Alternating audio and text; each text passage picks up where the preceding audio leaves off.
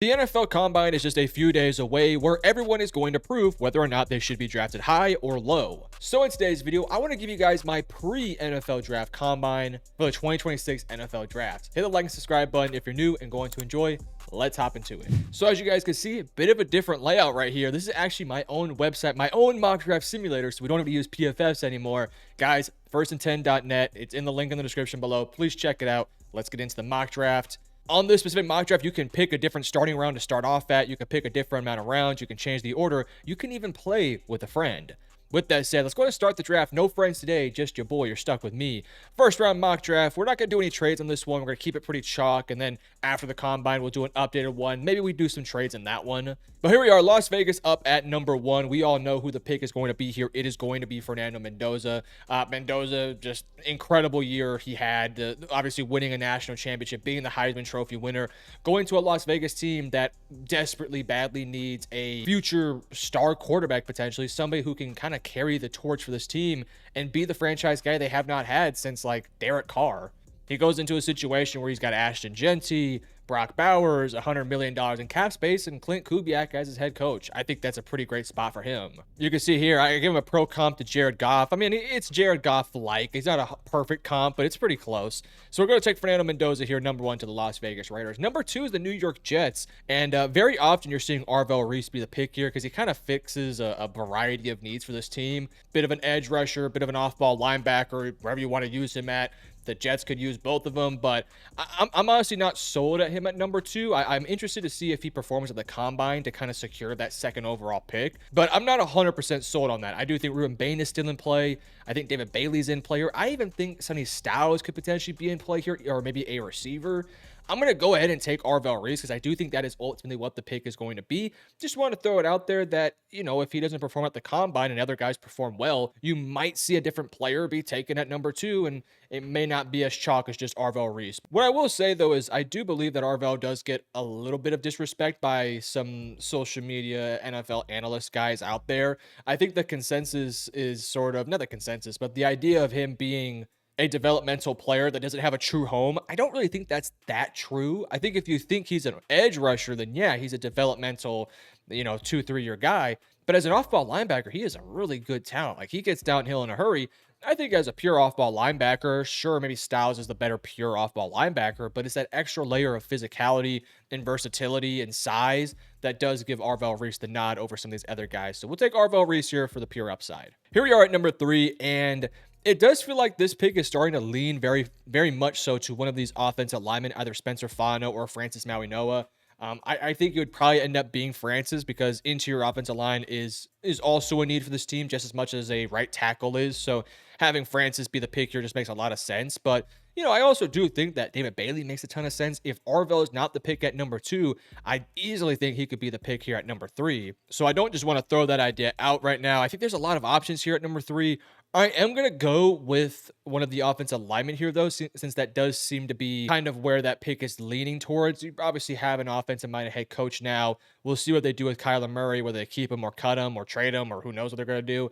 But more than likely, I do think they're going to probably take some sort of offensive piece here at number 3. And because receiver is not their biggest need, I think they'll probably stick with offensive line here and maybe hope that defense takes a step forward just off the backs of a better defensive coordinator or better defensive coaching in general. So let's go ahead and I would take Francis, even though I like Fano a little bit more. By the way, this is not my big board. This is a consensus big board, but I do still like Fano a little bit more than Francis. Just I think he's a better pure right tackle, but the versatility of Francis does open him up a little bit more, so we'll take Francis here at number 3. Moving to number 4, this pick's going to be really easy for me. I like the fit of David Bailey in Tennessee. Just a go-getter off the edge. You already have the size up the middle with the Jeffrey Simmons and Tavondre Sweats of the world. Now you just need a dude who can come off the edge and get you 10-plus sacks, ideally, of course, but realistically, somebody that can just put pressure on a quarterback. And while I do think Bain is easily somebody that could do that, I do think Saleh would maybe lean towards a David Bailey body type a little bit more, somebody with a bit more juice off the edge, a bit more pure speed. Not forget the Jets took Will McDonald a few years ago with Robert Saleh leading the way, and we've seen that wherever Robert Saleh goes, typically if he has the guys, he can get pressure on him. Obviously not last year in San Francisco, but they just didn't have the horses. I think Bain is the better overall player, but given the exact need of a pure pass rusher off the edge, I'm going to lean David Bailey here. New York Giants here at number 5, and I will admit it does feel like the Caleb Downs, the Giants hype is starting to build back up. But I do wonder if maybe they would start to look at maybe like a Sonny Styles or maybe adding one of these weapons here. I don't know. It's a tough pick here at number 5. You really don't know where to go. One week it feels like they're going to, it's a lock to take a receiver. The next week it's a lock to take Caleb Downs or Mansour Delane. It's just kind of a up and down roller coaster for this draft process. I think as we get closer, we'll get more definitive rumors and ideas. But as of right now, it is quite the interesting spot here for the Giants. I think I lean taking Caleb Downs here because the idea of taking a Javon Holland and a Caleb Downs is just such a good football player. And there's already a ton of talent on that Giants defense. They just really need, I don't want to say a leader, but somebody who can really hold in and keep people accountable and make up for mistakes like a Caleb Downs can. I think he'd really make this defense so much better. And then adding a corner in the offseason or trading for somebody to improve that room, I think would be really sweet. So we're going to take Caleb Downs here off the New York Giants. All right, moving over to the Cleveland Browns. This pick is really simple for me. I do like the idea of taking a receiver here, but there is enough receiver talent down the board to where we do get to 24. I feel okay with what our options should be there. So at number 6, I totally feel good here about taking Spencer Fano, letting him be our long-term offensive tackle, right or left, probably right tackle of the future. And just securing one of those offensive lineman spots because they have multiple of them. They need probably 1 or 2 guards and 1 or 2 tackles and maybe even a starting center. So Spencer Fano starts to get that progress going, and then you wait till 24 to see if potential wide receiver drops to you. And if not, maybe you do go with another offensive lineman to just double down on the position. So I think that's in play. Number 7 is the Washington Commanders here, and Ruben Bain Jr. fell right into their laps. And even though I think Styles and Mansour Delane are easily in player, plus a receiver is, they're in a good spot here at number 7 to where they can just take whoever they want, whoever they think is the best talent. And I think Ruben Bain Jr. is just the type they would absolutely fall in love with. I know Quinn has worked with some smaller pass rushers, specifically Micah Parsons, but even with Micah, I don't really think they drafted Micah with the thought of him being a pass rusher. The thought was to be an off-ball linebacker. Turns out Micah was a fantastic pass rusher, so it worked out there. I think back to like DeMarcus Lawrence, and who the big free agent they brought in at Washington was Dorrance Armstrong. I think Ruben Bain Jr. kind of fits the size that Dan Quinn would like. So we'll take Ruben Bain. You could talk me into Sonny Styles there too. I think that's also in play. Number 8 is the New Orleans Saints, and they're also in a pretty sweet spot here too. They can kind of just go whoever they think is best player here. And I know Styles might not be their biggest need, because if you do bring back Demario Davis, then your linebackers are kind of set with him, Pete Werner. You also have Jalen Ford and the Oklahoma guy. I can't remember his name for whatever reason, but you have him as well. So maybe Styles isn't the biggest of need, but Demario is old, and maybe you want to reset that room. And honestly, going from Demario Davis and Pete Werner to Pete Werner and Sonny Styles, that's not a bad duo, man. I don't hate that at all. I think that's in play here. I do think Jeremiah Love is here as well, and any of these top wide receivers. It is an interesting spot. They have a pretty early second-round pick. I think they can maybe take a top linebacker then, like Anthony Hill, maybe Jake Golday could still be there. I wonder if maybe they would lean Carnell Tate, who I like Tyson and Mekhi a little more than Carnell, but I will say I do think Tate has that size, reliability, down the field ability to pair up with a Chris Olave that I think could be a really fun duo with the young quarterback and Tyler Shock. I don't hate that at all. It's between right now Styles and Tate, but I do want to at least give credit to Mansour and Jeremiah here as potential targets. I'm going to take Sonny Styles here.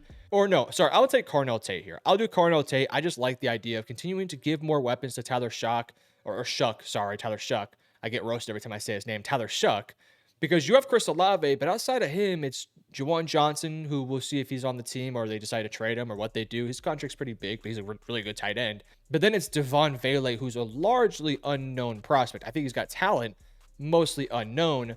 Right now, Carnell Tate would instantly be your number 2 and potentially number 1 on some nights, and would give Tyler Shuck a lot of options to go with on that offensive side. So let's stack up the offense here and take Carnell Tate. Pretty fun turnaround that New Orleans is going through right now. I'm actually kind of excited to see what they can do the next few years. All right, here we go. Kansas City at number 9. I would have considered Carnell Tate here, but man, Sonny Styles is on the board. Jeremiah Love is here. Mansour Delane is also here.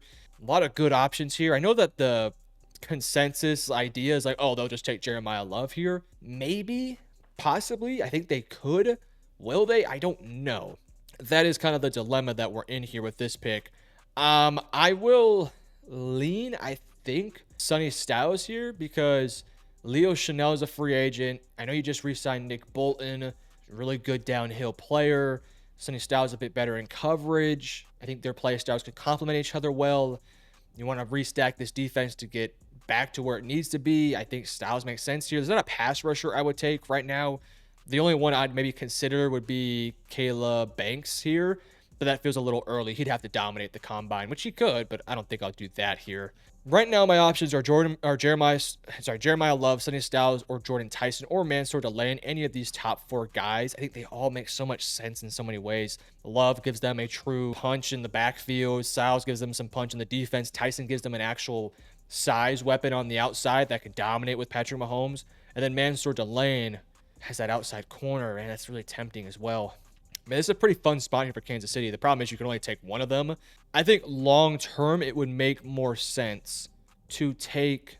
Oh, this is really frustrating. This is really hard. I'd love to know what Chiefs fans, please, Chiefs fans, let me know in the comments who you would take right here. I think I'll lean Jordan Tyson here. I think I'm gonna go with Tyson because I just think with Rashee Rice and all the off the field questions he has, do you want to give him a long term extension? Probably not, honestly. Worthy has not been great. Kelsey's, I don't know if he's admitted he's retiring or what the plan is there, but he's got 1 year most in him. Who are your weapons? It's not going to be Hollywood Brown or Juju Smith-Schuster. So Jordan Tyson would give them somebody who, man, he doesn't really have to be a deep threat necessarily, but just can dominate in the intermediate. Such a good route runner. And when Mahomes plays on time, like, he will be a constant force. The question is the health, but we're going to assume the healths check out. I'm going to take Jordan Tyson here for the Chiefs. 10 is the Bengals. We're going to take Sonny Styles here. Yeah, their secondary is not horrific. I mean, the safety room is horrific, but Caleb Downs didn't fall to them. We'll take Sonny Styles here. They have a couple of young linebackers that are generally okay, but they were up and down last year, to put it nicely. Let's get Sonny Styles in there. He's got a lot of great play on film. I think he'd make that unit a lot better.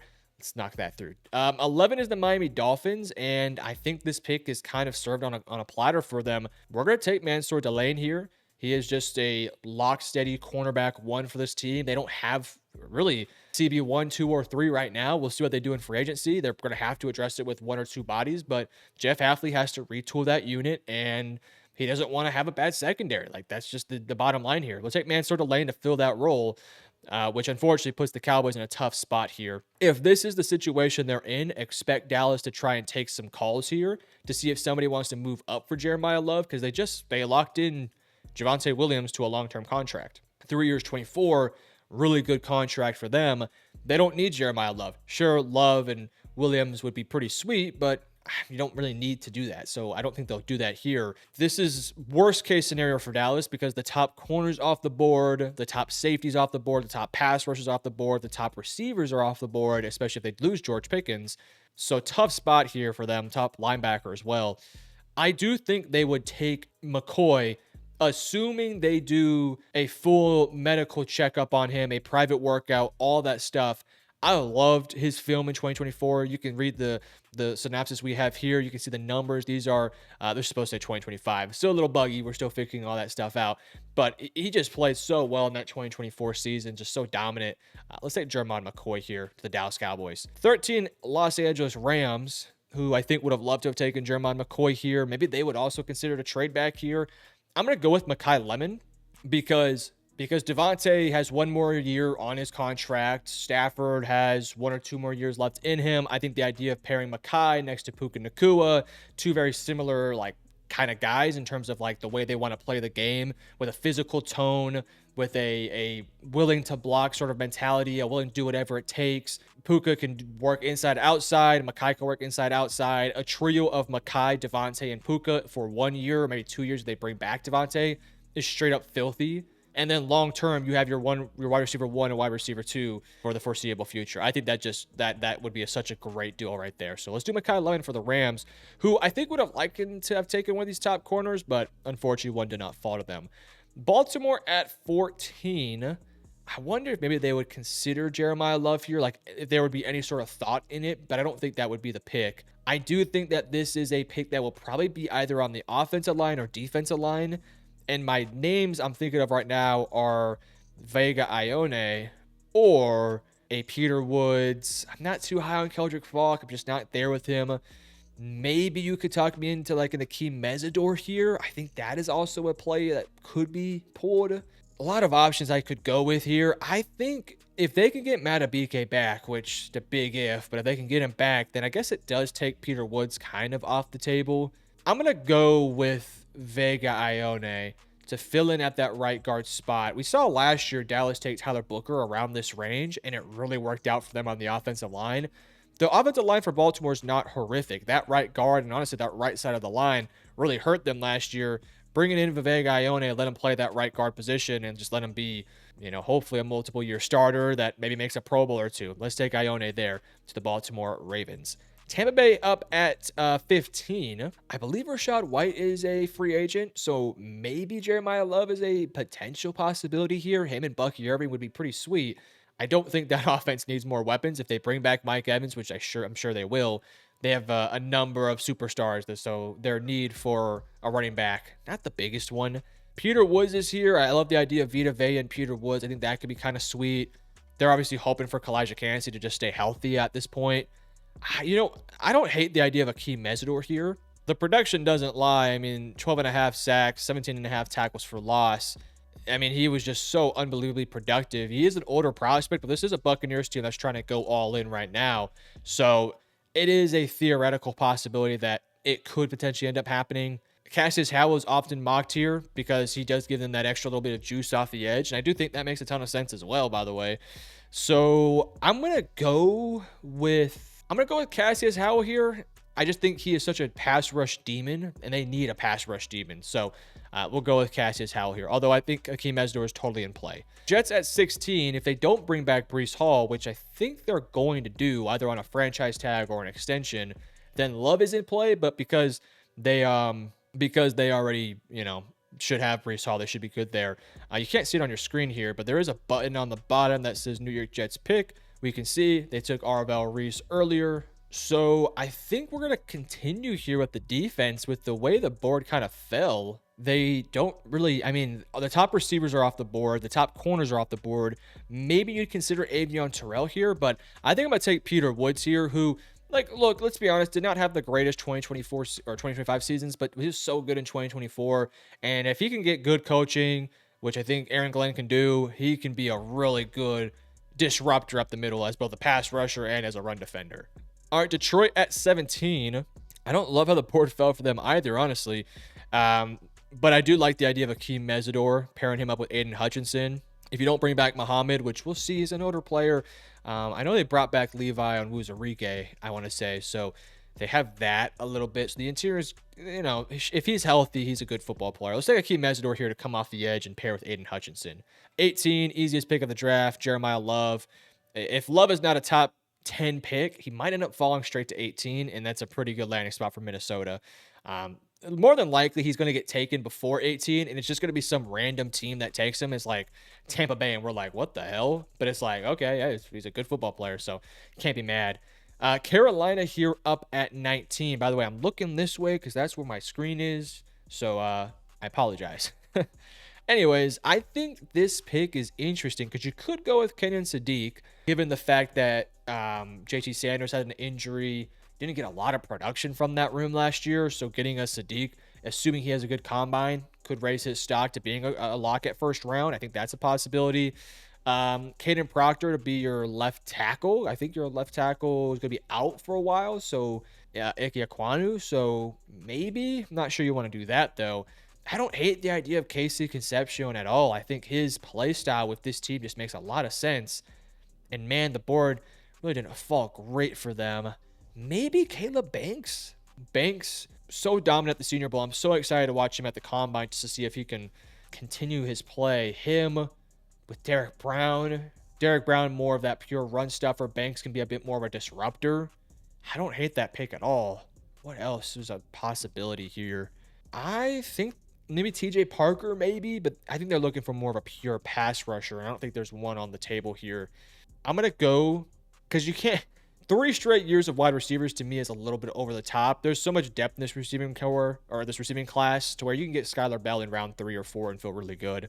Maybe CJ Allen.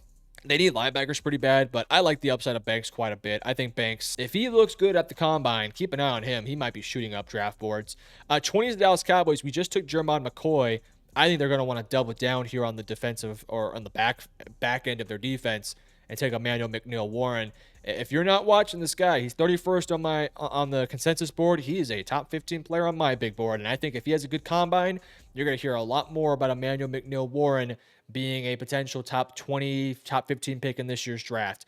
I wouldn't compare him to Nicky Monwori, but think of the role he'll play similar to him, similar to what we've seen from Kyle Hamilton, what we'll see from Caleb Downs, somebody who's going to play a lot more close to the line of scrimmage, play a lot more in the box, cover the slot, do that sort of thing, and be disruptive in the run game. He is very disruptive in the run game, and he's going to test hopefully well at the combine, and he's got the measurables. So we'll go McNeil Warren for the Cowboys. Pittsburgh up at 21. I think the conversation for Ty Simpson is fascinating here. It really is. He will be, I believe, throwing at the combine. So I'm intrigued to see. I mean, he's not going to like drastically improve his stock, but I'm interested to see if like some buzz comes out and maybe some videos of the Pittsburgh guys kind of talking to him a little bit. I don't know. Something like that would be quite interesting. I don't think I'm going to do Kenyon Sadiq right here just because, or not Kenyon Sadiq, Ty Simpson, just because I think they have so many other needs. And the thought process here for me is Casey Concepcion right now. Maybe Avion Terrell would also be in play here because they could use another boundary corner and maybe even a slot corner. So that's also totally in play. But that offense has to improve like drastically. McCarthy's going to want to find some guys on the offensive end that can make plays. They only have one guy right now in DK Metcalf and I guess a couple tight ends that are okay, especially if you don't bring back Kenneth Gainwell, which we'll see about that one. Let's go Casey Concepcion on the offense. His big knock, dude just has to hold on the ball when it gets there. If he can clean up the drops, man, he's got the numbers, he's got the ability. I like him a lot. Chargers up at 22. This pick is usually a lock for Vivek Ione, but he went at 14. So a bit of a different board here for the Chargers. They need an interior offensive lineman. And when you look at who is available in that spot, it's Emmanuel Pregnon. Or maybe you're taking one of these tackles like a Proctor and kicking him into guard. Proctor's fat. If Proctor tests at the combine around 345 and he can stay there through private workouts and is on draft day 345 or less, I think he's a lock for the first round because his tape when he's lighter is really good. The question is going to be, can he get down to that level? That's the tough one. I think the Chargers almost have to go with that position here. The only other thing I can maybe think of is maybe adding like a Keldrick Falk to this defense. You bring back Khalil Mack, you bring back Odafe Owe, your defensive line should be good. I mean, maybe you want to bring in a stud up the middle like a Caden McDonald. Let's take Hayden McDonald. I love the idea of his size, his run stuffing ability. It's either that or Proctor. Yikes, two just massive dudes, by the way.